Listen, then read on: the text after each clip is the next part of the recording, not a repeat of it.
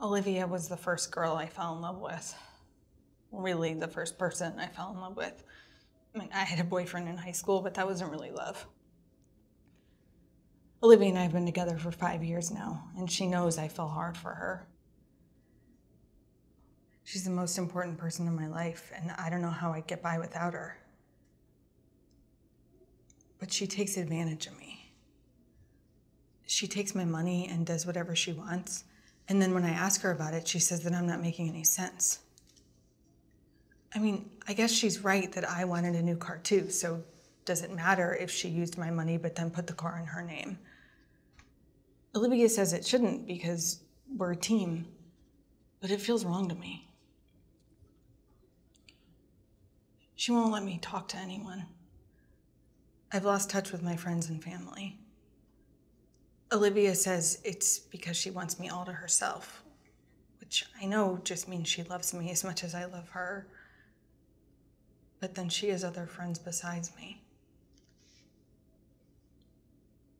I love her, and I'll always love her. But the way she treats me makes me crazy, and I feel I don't have control of my life. I don't know how to leave her because I don't have any money. And she takes the money out of our joint account as soon as it comes in. I'm afraid of what she'll do to me if I try to take back control of my life. I'm here to help you through this, but I need to know what happened.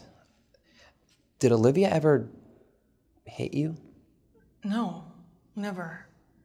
And she has pushed me sometimes and grabbed me, but she's not that strong. I know that you said you're afraid of her, but she's a woman and not strong. So why are you afraid? She's very manipulative and tries to control what I do. Anytime I'm talking to my mother on the phone, Olivia, she and my mom never got along. My mom wants me to be married to a guy. Olivia always yells things in the background. Once, she came to work and yelled at me about talking to my mom that morning, which I don't even know how she knew that I had called my mom on my cell when I was on my way to work. Oh. Wait, I thought you had said that Olivia had prevented you from talking to your mother. Well, she wants to, I think, and tries to pit me against my mother. One time, she told my mom that I was declaring my independence and didn't want to speak with her anymore. But I never said that. I never even said I wanted that. That was when I started to feel that things were out of control with my life. And that was the time I took the pills. Even though my mom and I don't always get along, she is important to me. Let me ask you about the pills. I took an entire bottle of ibuprofen. I thought it would be easier, and had a lot of vodka with it. But then I called my mom to tell her, and she took me to the hospital. How long ago was that? Maybe about 6 months ago. Have you thought about hurting yourself other times? Yeah, sometimes. Are you thinking of hurting yourself now? No. I mean, not really. It is always in the back of my head. It's easier to deal with than coping with this. But it's not like I have pills or a gun waiting for me back at the apartment, if that's what you mean. Could you tell me what keeps you from using pills or a gun? Well, I feel like it would be so much easier for me. But I know it would be harder on my mother. And all she has, I just don't think I could do that to her. I'm sorry. I know you're dealing with so much right now, and it can be overwhelming. We can work on a plan together to make things feel more manageable. If you ever do feel like using pills or a gun, do you have a plan for who you could call? If you don't, I have some numbers you could call. As a matter of fact, you can even call them today, just to talk about what you're feeling. It doesn't have to be an emergency to ask for help. Can I give you some numbers? Sure. Okay. Before you leave today, I'm going to give you 2 numbers. One is for a suicide hotline, which you can call anytime you want, day or night, just to talk. It's free and you can stay anonymous. If you want to talk to someone more long-term, the other number is a number for a counseling office. They have a sliding scale fee too, so you can make it affordable. Let's talk about how you can use the law to make things better. Help me understand, how was it you hoped I would help you?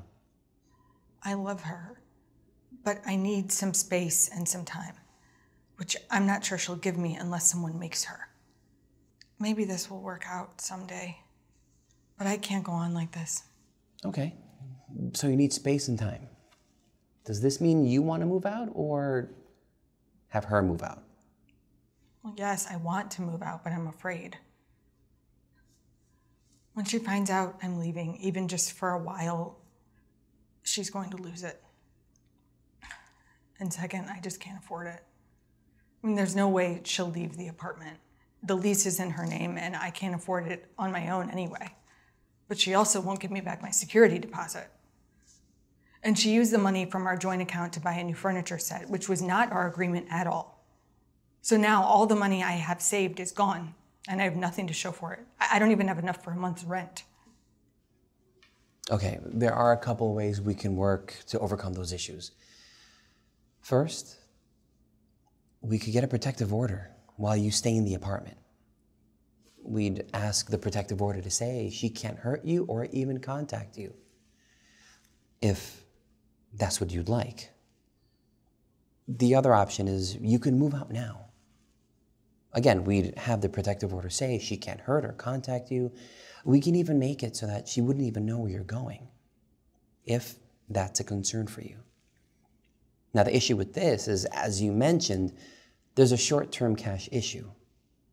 You could try to get the security deposit and furniture money back through small claims court, but it takes time and isn't guaranteed. You'd need to come up with some money or find a place while dealing with the court system. I don't know if you have any options to help with that. A more likely solution?